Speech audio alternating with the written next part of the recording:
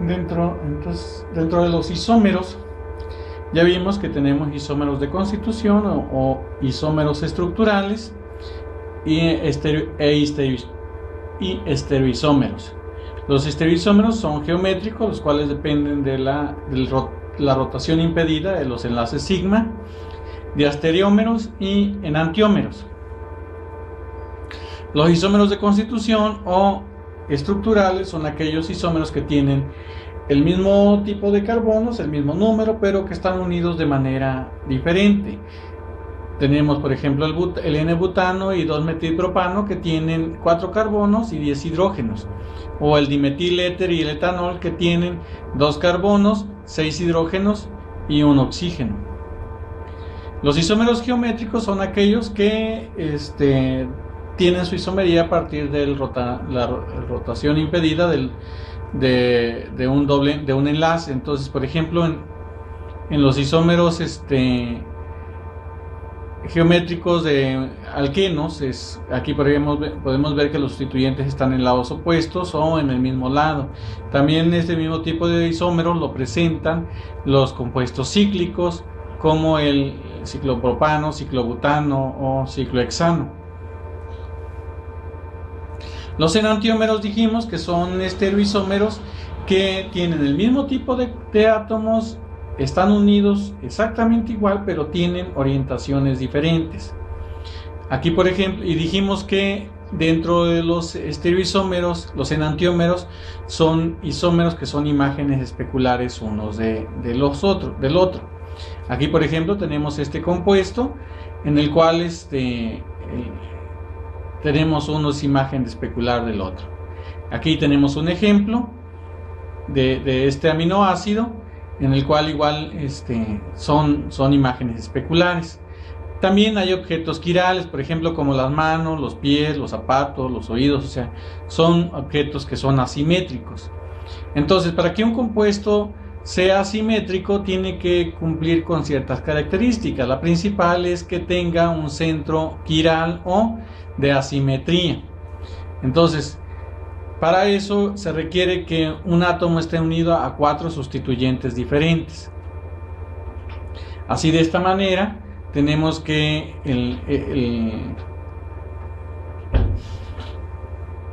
el bromo-cloro-metanol es un compuesto quiral, por lo tanto tiene 2 isómeros en los cuales uno es imagen especular del otro. También tenemos aquí el 1-fluor, 1-iodo, etano. Igual tenemos los 2 enantiómeros.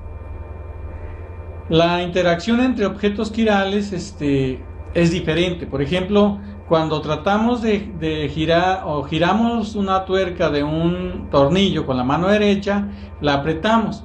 Y cuando hacemos el mismo movimiento pero con la mano izquierda, la aflojamos. Entonces, ahí podemos darnos cuenta de que la interacción entre objetos que son asimétricos, por ejemplo el tornillo y la mano, es diferente cuando interacciona con uno o con otro.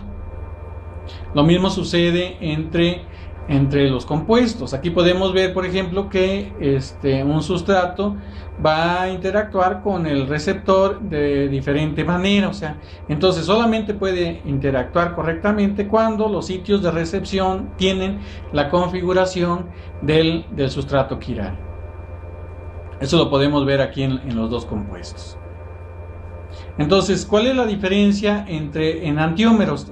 Las propiedades físicas, el punto de fusión, punto de ebullición, de cristalización, son exactamente las mismas en 2 isómeros enantioméricos. Sin embargo, una propiedad física en la que difieren es en la rotación de la luz polarizada. Cuando hacemos pasar un haz de luz a través de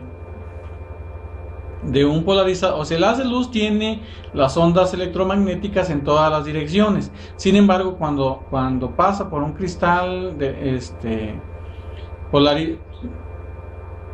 polarizador, lo que hace es que todas estas ondas electromagnéticas que están en todas las direcciones se van a conjuntar en una sola dirección. Entonces, cuando hacemos pasar esa luz polarizada sobre un compuesto quiral, este tiene la propiedad de rotarlo hacia un lado o hacia otro. Los compuestos asimétricos, los compuestos quirales, la giran un enantiómero hacia un lado y el otro enantiómero en exactamente la misma magnitud, pero en sentido opuesto. Podemos ver, por ejemplo, que el 2-butanol tiene una rotación de la luz polarizada de más 13.5 y el menos 2-butanol tiene una rotación de menos 13.5, o sea, lo contrario. El ácido láctico, por ejemplo, también uno la gira en 3.8 grados y el otro en menos 3.8 grados. Entonces, ¿cómo vamos a determinar la configuración? O sea, anteriormente solamente se clasificaban los enantiómeros como el que la gira en el sentido contrario se llamaba destrógiro, y el que en el sentido hacia la derecha se llamaba destrógiro, y el que la giraba hacia la izquierda era levógiro. O más o menos así, si la giraba hacia la derecha le ponían el símbolo más, y si era hacia la izquierda le ponían el símbolo menos. Sin embargo, actualmente la IUPAC tiene una nomenclatura que podemos, sin saber hacia dónde gira la luz polarizada, podemos nosotros determinar la configuración. Esa configuración se utilizan los descriptores de R y S. Para determinar si un compuesto es R o S, primeramente vamos a identificar, si un centro quiral es R o S, primeramente vamos a identificar el centro quiral. En este caso, tenemos el carbono, que está unido al bromo, cloro, flúor e hidrógeno. Entonces, posteriormente vamos a enumerarlos por orden de prioridad. Aquí vamos a utilizar la masa del átomo, el peso molecular, para determinar cuál tiene prioridad. En este caso, el más pesado es el bromo, por lo tanto, ese le vamos a asignar el número 1, luego el cloro, el flúor y el hidrógeno. El hidrógeno es el de menor prioridad, por lo tanto, es el que es el minoritario. Entonces, para determinar la configuración necesitamos que de menor prioridad orientarlo hacia atrás, o sea, que vaya hacia atrás de la pared. Entonces, lo que podemos hacer aquí es girar los 60 grados.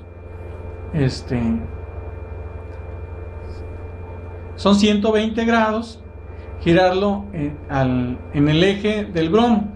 De esa manera, en la posición que estaba el flúor, va a quedar la posición del hidrógeno, y donde estaba el cloro va a quedar el flúor. Son 120 grados, no son 60. Luego vamos a unir con una flecha, vamos a unir del de mayor prioridad al de menor, y luego en ese orden.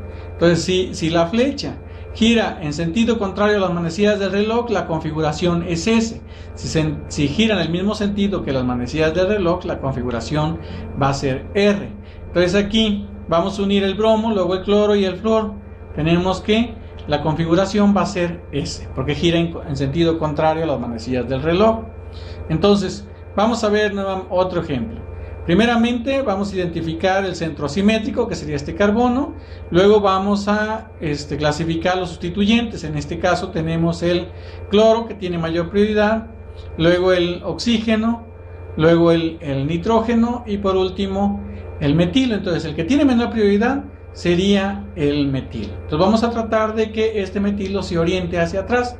Aquí lo podemos girar 120 grados y vamos a obtener ahora el metilo que está hacia atrás. Ahora, en la posición donde estaba el metilo va a quedar el oxígeno, y donde estaba el oxígeno va a quedar el cloro, porque lo giramos. Entonces, de esa manera ya acomodamos la estructura para poder determinar su configuración. Ahora vamos a unir los átomos que están al frente, sería el cloro, el oxígeno y el grupo amino. Entonces, al unirlos vamos a ver que sigue las manecillas sentido contrario a las manecillas del reloj, entonces tiene una configuración S. Ahora, ¿cómo vamos a dibujar un átomo que tenga la configuración que se nos dé en un nombre? Aquí, por ejemplo, dice dibuje el enantiómero 2-aminobutanol. Entonces, primeramente vamos a dibujar la estructura. Este es el 2-aminobutanol. Luego vamos a identificar en dónde está el centro asimétrico. Aquí ya lo identificamos en el cloro, en el carbono. Ahora vamos a clasificar los sustituyentes. Este carbono está unido a un metilo, a un etilo, a un hidrógeno y a un grupo amino. Entonces tenemos aquí los 4 sustituyentes: un grupo amino, un etilo, un metilo y un hidrógeno. Entonces los vamos a clasificar por orden de prioridad. Sería primero el nitrógeno, luego el etilo, porque tiene mayor prioridad que el carbono, que el metilo, y por último el hidrógeno. Entonces, para dibujar la configuración, se dibuja primeramente el carbono con el carbono asimétrico con los 4 enlaces. 2 enlaces que están en el plano del pizarrón, un enlace que está hacia el frente y un enlace que está hacia atrás. Entonces, vamos a poner primeramente el sustituyente de mayor prioridad. Podemos poner el de mayor y el de menor, pero vamos a poner preferentemente el de mayor prioridad, el grupo amino. Ahora, como nos dice que es el R, la configuración R, entonces aquí el que sigue sería el etilo, pero aquí vamos a decidir hacia dónde, en cuál lo ponemos, sobre el carbono que está hacia adelante o el que está en el plano. Como es R, tiene que ser en el que está en el plano. Entonces lo acomodamos aquí para que la flecha siga el sentido de las manecillas del reloj. Esa es la forma de dibujar un isómero. Cuando se nos da el nombre, dibujar la estructura. Otro ejemplo sería el S2-hidroxipropanaldehído. Entonces aquí tenemos el 2-hidroxipropanaldehído. Tenemos el carbono quiral que está unido a un OH, a un metilo, a un carboxilo, a un carbonilo, y a un hidrógeno.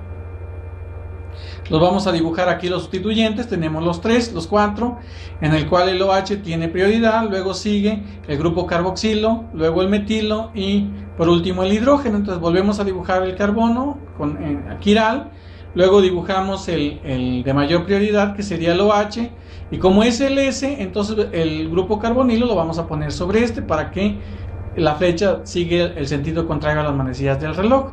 De esa manera tenemos el isómero S.